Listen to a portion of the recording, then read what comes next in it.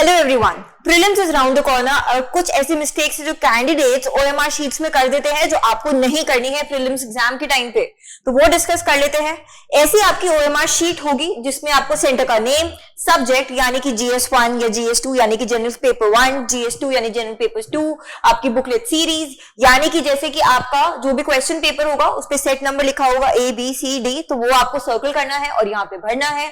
उसके बाद आपका सब्जेक्ट कोड, जैसे जनरल पेपर 1 के लिए हमारा जनरल स्टडीज पेपर 1 के लिए कोड होता है 01, जनरल स्टडीज पेपर 2 के लिए 02 होता है नॉर्मली, तो वो हम भरेंगे और रोल नंबर भरेंगे। रोल नंबर के अकॉर्डिंग हम यहाँ पे बबल्स फिल करेंगे। तो एक बार देख लेते हैं क्या मिस्टेक्स जो है वो नॉर्मली कैंडिडेट्स करते हैं जो आपको नहीं करनी है। जैसे कि पहला अगर आप देखेंगे यहाँ पर बुकलेट का सीरीज था A, ओके, यानी कि आपका सेट नंबर था A, आपने यहाँ पे A भरा विच इज करेक्ट, बट कभी कभी कुछ कैंडिडेट्स क्या कर देते हैं यहाँ पे A लिख दिया और जल्दबाजी में यहाँ पर आपने C भर दिया है विच इज रॉन्ग। तो जब आप भर रहे हैं तो बहुत आराम से और भरना है, कंपोज होके भरना है।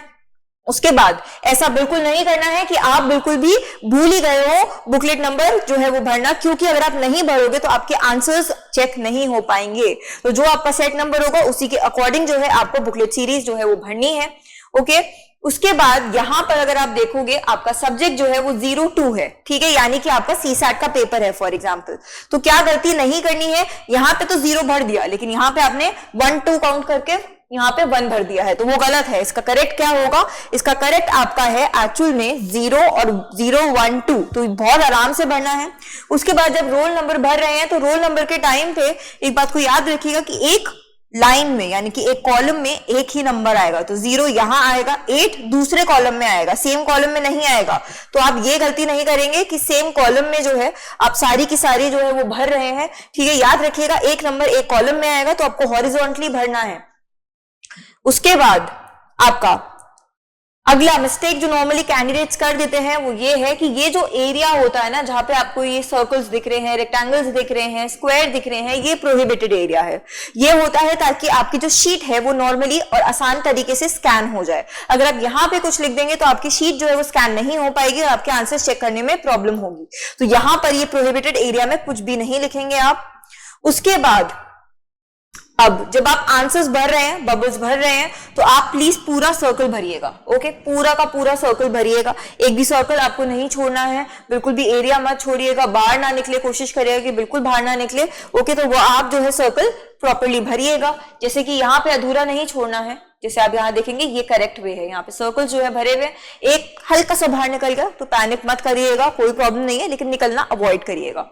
उसके बाद आपका नेक्स्ट वाले पे आते हैं और नेक्स्ट आता है आपका बेसिकली हमारी आती है एक स्कैनेबल अटेंडेंस शीट, ठीक है। जब ये शीट आपको साइन करने के लिए आपके पास आएगी, ठीक है, तो नॉर्मली कैंडिडेट्स क्या करते हैं जल्दबाजी में ना तो रोल नंबर पढ़ते हैं, नाम देखते हैं, बस सिग्नेचर कर देते हैं। तो किसी की गलत फोटो के नीचे सिग्नेचर मत करिएगा। आप सिग्नेचर जब कर रहे हैं तो अपना रोल नंबर बहुत आराम से देखिएगा, अपना नेम देखिएगा और उसके बाद आपको कैंडिडेट का सिग्नेचर करना है यानी अपना। तो अटेंडेंस शीट पर जब साइन कर रहे हैं तो बहुत आराम से अपना name, check your roll number, check your photograph and then sign. So these are the common mistakes that normally a candidate makes while attempting the prelims paper.